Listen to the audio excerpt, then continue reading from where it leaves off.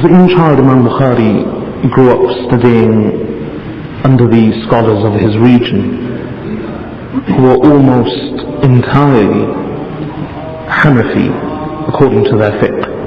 And thus it's well known that Imam Bukhari actually studied the books of the Hanafi fiqh as he was a child. And when he grew up to be about 16 years of age, he himself says that when I was 16 years of age, I memorized the books of Imam Abdullah ibn Mubarak and Imam Waqi' ibn Jarrah, both two of the most famous students of Imam Abu Hanifa rahmatullahi alayhi. But his zeal for hadith began at a much earlier age. At the time, when he was only 10 years old, he showed great promise and eagerness and love for the hadith of the Prophet sallallahu alaihi wasallam. One of the students asked him that, when was the beginning of your search for hadith? He said, when I used to go to the maktab as a child and I studied with some of my teachers, from that very young and tender age, the love of the hadith of Rasulullah sallallahu alaihi wasallam had been instilled in my heart. As a result, I began to visit the famous muhaddith called Imam al-Dakhili. One day I sat before him and he was relating hadith, and he said Sufyan related from Abu Zubayr, from Ibrahim. So I spoke out and I said, Abu Zubayr does not relate any hadith from Ibrahim. So Imam Dakhili scolded me.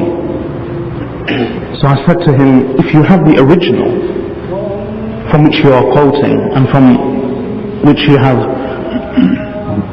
copied this, go and check it. So Imam Dakhili stood up, went inside his house and came out and said, child, you have indeed spoken the truth. You tell me, what is it then? So Imam Bukhari said, Abu Zubayr does not relate from Ibrahim, rather it's Sufyan from Zubayr ibn Adi from Ibrahim. So Imam Dakhili actually took a pen and corrected his own record according to the memory of Imam Bukhari. So his student asked him that, what was your age at the time? So he said 10 years of age at the time. At the age of 16, after having learnt much and memorized much, Imam Bukhari rahmatullahi for the first time in his life left his home city of Bukhara with his mother and his brother called Ahmed, and they travelled to Hajj to Mecca.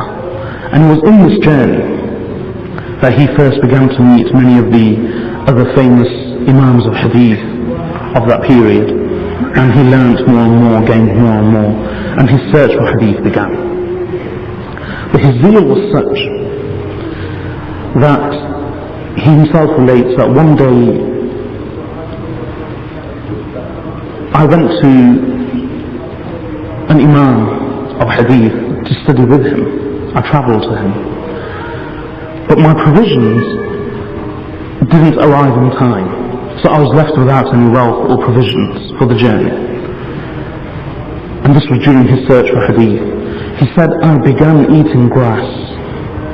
For 3 days I ate nothing but grass, and then on the 3rd day an unknown man came to me and gave me a bag full of dinars. Despite being wealthy, he inherited a lot of wealth from his father, but simply because his provisions he didn't carry with him, they had to arrive later and they didn't arrive on time. He says in his search of Hadith, for 3 days he remained eating grass, dry grass. And despite his wealth, Imam Bukhari rahmatullahi would spend in the way of Allah. And he himself would suffice him very little, fasting and eating very little throughout the day. Allah subhanahu wa ta'ala had prepared this young child in order to preserve the hadith of the Prophet sallallahu alaihi wasallam. And he was a sign and a miracle of this ummah. And thus Allah subhanahu wa ta'ala had blessed him with a prodigious memory. His memory was amazing.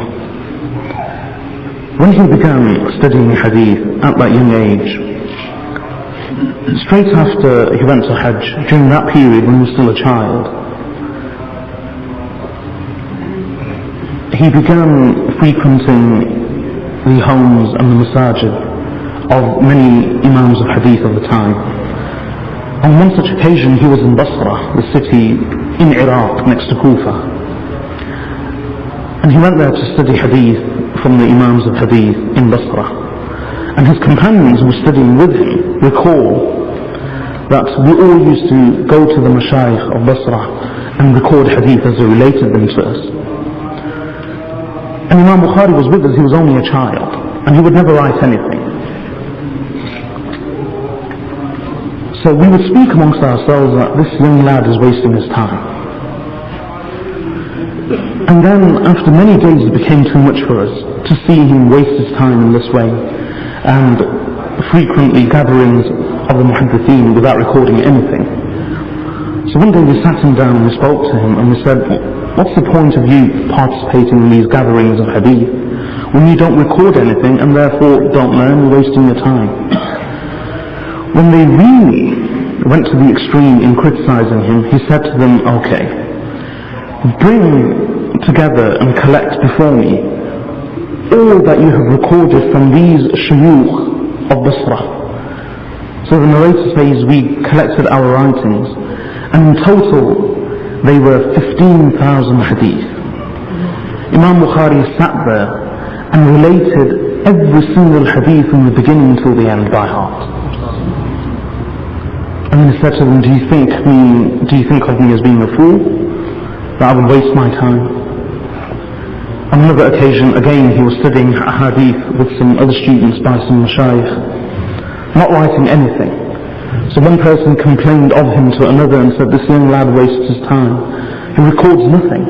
So the other one who knew of Imam Bukhari replied, don't worry, he will go back to Bukhara and record everything there of memory.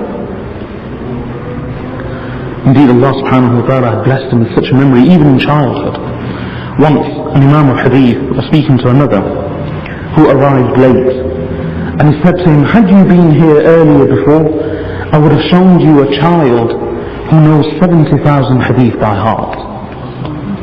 So he said, can that be true? So he went out in search of him because they had departed.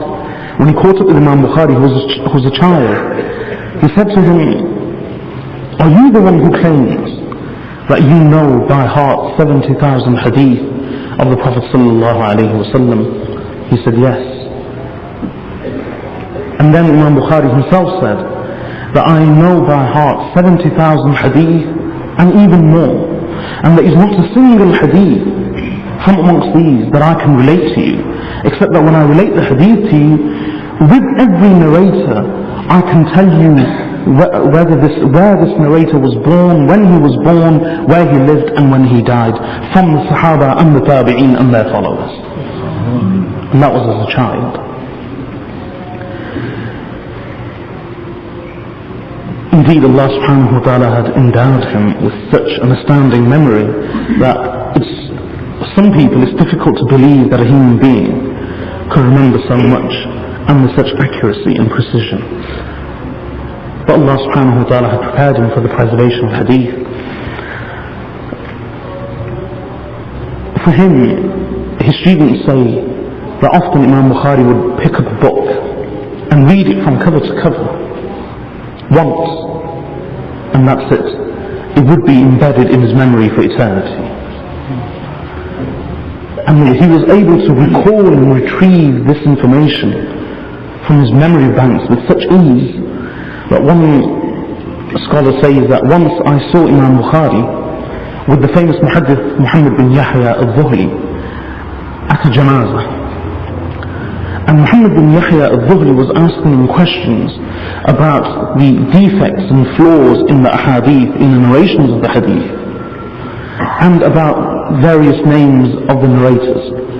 And Imam Bukhari was answering him with such speed and with such ease, as though he was an arrow that was shooting through, and he was simply reciting Qul huwallahu ahad, Allahu samad. Imam Bukhari himself says, when it comes to narrators, their biographies, he says, one day I just thought to myself,